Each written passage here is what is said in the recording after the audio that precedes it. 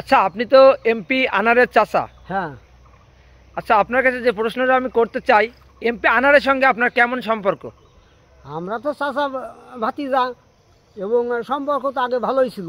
পরে ওর যখন বাবা মারা যায়, তারপরে তো আমরা একটু দূরে সরে যাই। ওর সাথে তো অত একটা ভালো সম্পর্ক নেই। ওর মতো চলে, আমরা আমাদের মতনই চলি। আচ্ছা, এমপি আনার এই যে খুন হয়েছে, মূলত কিসের কারণে খুন হয়েছে আপনি যদি একটু বলতেন। বাবার এটা তো আমি বলতে পারবো না, তবে সে বিভিন্ন ব্যবসার সঙ্গে জড়িত। তার তো আগে জনপ্রিয়তা খুব ভালোই ছিল। এমপি হয়েছে, মাসিক সেবামূলক কাজ করেছে, জি। এবং খুন হয়েছে। পরে শুনলাম নাকি সে বিভিন্ন ব্যবসার সাথে জড়িত ছিল, বিদেশি ব্যবসা, যেমন স্বর্ণ, তারপরে বিভিন্ন মদ ফদ, এরকম বিভিন্ন ব্যবসার সাথে সে জড়িত ছিল, এইটাই শুনেছি আমরা। আচ্ছা, আমরা সবাই জানি এমপি আনার সাহেব বাড়িতে বলে গিয়েছেন সে চিকিৎসার জন্য কলকাতায় গিয়েছেন, কিন্তু পরবর্তী শুনলাম যে চিকিৎসার জন্য না, সে একটা নারীর টানে গিয়েছিল। এই বিষয়ে আপনি কি জানেন? এ বিষয়ে তো আমরা জানতাম যে ও তো বলতো যে চিকিৎসার জন্য যাচ্ছি, সে জায়গা যেত আসতো, এবং শুনতাম সে জায়গায় বাড়ি কিনেছে নাকি, কার বাসায় থাকতো।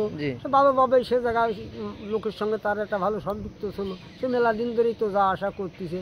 পরে লাস্টে যে সময় মারা গেল, তারপরে শুনলাম নাকি কি নারী ঘটিত ব্যাপার, কি ব্যবসার লেনদেনে পার্টনারের সাথে কি লেনদেন ছিল, সেই সমস্ত ভাগাভাগি নিয়ে তারে নাকি এই গুম করা হয়েছে। আচ্ছা, আপনি কি জানেন যে আপনার ভারবিটা, ওই ভারবিটার বন্ধু শাইনির বাংলোয় যে ঢাকাতে সুন্দরী সুন্দরী নায়িকা এনে রাত ভরে ফুর্তি করত এবং মদ খাত? এই বিষয়ে আপনি একটু যদি বলতেন। শুন, এই বিষয়টা আমরা তো একটা ভালো জানি না, তবে হয়তো হতে পারে। কারণ বাগাবাগি, বন্ধু তো বন্ধুই শত্রু। একটা বন্ধু আর একটা বন্ধুকে কীভাবে ধ্বংস করবে, কীভাবে করবে, বন্ধুই করে। পরে লাস্টে জানলাম নাকি তারে এই মারার জন্য নাকি 5 কোটি টাকা দিয়ে তারে মারানো হয়েছে, মারিয়েছে। আচ্ছা, আপনি তো জানেন যে আপনার ভারবিটাকে টুকরো টুকরো করে মাংসের মতো কেটে গুম করার চেষ্টা করেছিল খুনিরা, কিন্তু আসলে এত নির্মমভাবে যে মারলো, আপনার এই কথা শুনে আপনার কেমন লাগে? আসলে খারাপ লাগে জিনিসটা। তো ওইভাবে নৃশংসতাভাবে তাকে মারা হয়েছে, তো এত করা উচিত ছিল না। তাই মারার দরে একটা মানুষ মেরে ফেলে তো সে তো তার সব শেষ।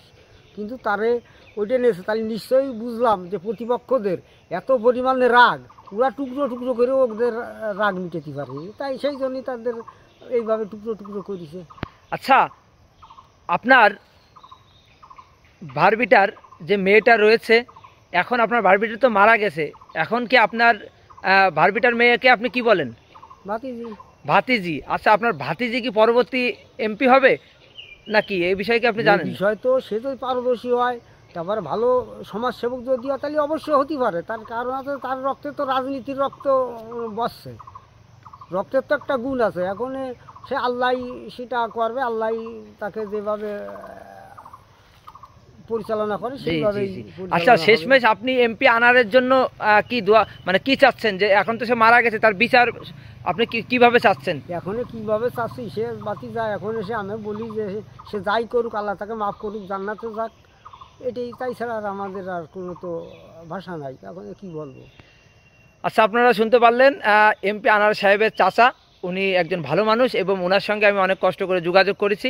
এমপি আনারের সঙ্গে ওনার সেরকম একটা সম্পর্ক নাই, অনেক আগেই ওনার সাথে সম্পর্ক শেষ। তারপরে ওনার এমপি আনারের বিষয়ে যতটুক জানার দরকার ছিল ওনার কাছে আমি জেনে নিয়েছি এবং আপনাদেরকেও আমি শোনাইছি। আপনারা ভালো থাকবেন, সুস্থ থাকবেন এবং বেশি বেশি করে এই ভিডিওটা শেয়ার করবেন, যাতে আসলে বাস্তব কিছু মানুষের সামনে পৌঁছায়।